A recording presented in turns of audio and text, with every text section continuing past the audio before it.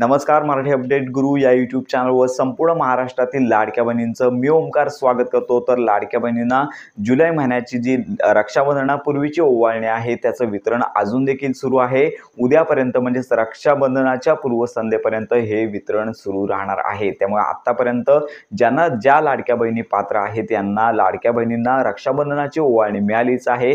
त्यांचं हार्दिक अभिनंदन। आणि याचबरोबर माझ्या अकाउंटमध्ये जूनचा हप्ता आलेला होता, परंतु जुलैचा हप्ता आले नाहीये, त्यांनी उद्यापर्यंत प्रतीक्षा करायची आहे।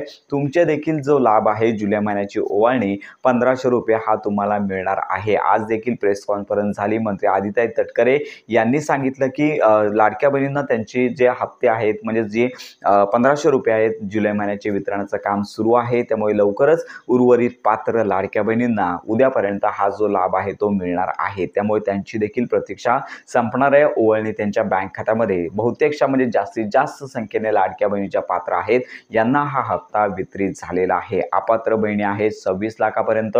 यांच्या हप्ते वितरणासंदर्भात शासनामार्फत अजून कोणती घोषणा नाही आहे। आपण यापूर्वीच सांगितलेलं आहे की डॉक्युमेंट व्हेरिफिकेशनचे कॉल येण्यास सुरुवात झाली आहे।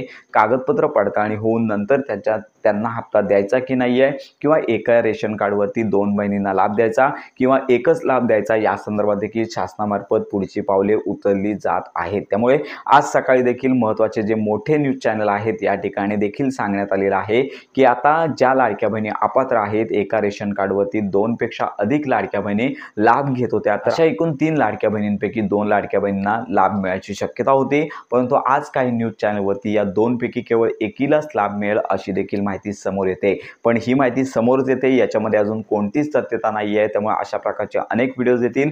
जोपर्यंत शासनाचा निर्णय किंवा अधिकृत डिसिजन होत नाही आहे तोपर्यंत डॉक्युमेंट व्हेरिफिकेशन आहे याला सामोरे जायचं आहे आणि शासनामार्फतच त्या लाडक्या बहिणींना हप्ते वितरण करायचं की नाही ही देखील घोषणा होणार आहे। तर अशा प्रकारे सध्या डॉक्युमेंट व्हेरिफिकेशन झाल्यानंतरच ज्यांना ज्या 26 लाख बहिणी अपात्र आहेत याच्यामध्ये पुरुषांचा देखील समावेश आहे आणि याच्यामध्ये सरकारी कर्मचाऱ्यांचा देखील समावेश आहे। तर याच्यामध्ये त्यांनी म्हटलेलंच आहे, जर तुम्ही अपात्र असाल आणि अपात्र असून जर लाडक्या बहिणीचा लाभ घेत असाल तर तुमच्याकडून वसुली केली जाणार आहे, कायदेशीर कार्यवाही केली जाणार असल्याची माहिती त्यांनी सांगितलेली आहे। आणि याबरोबर जर तुम्ही खरोखर पात्र आहात, तुमच्याकडे 4 चाकी वाहन नाही आहे, 2.5 लाखापेक्षा कमी उत्पन्न, त्यानंतर एकापेक्षा जास्त योजनांचा लाभ घेत नसाल तर मात्र तुमचा अर्ज पात्र होण्यासंदर्भात विचार होऊ शकतो। तर हे सर्वस्वी अधिकार संबंधित प्रशासन संस्थेकडे देण्यात आले आहेत। या संदर्भात आपण माहिती घेतच आहोत। माहिती मिळाल्यानंतर संपूर्ण माहितीपर व्हिडिओ आपल्या चॅनलवरती दिला जाणार आहे। तर अशा प्रकारे ही महत्त्वाची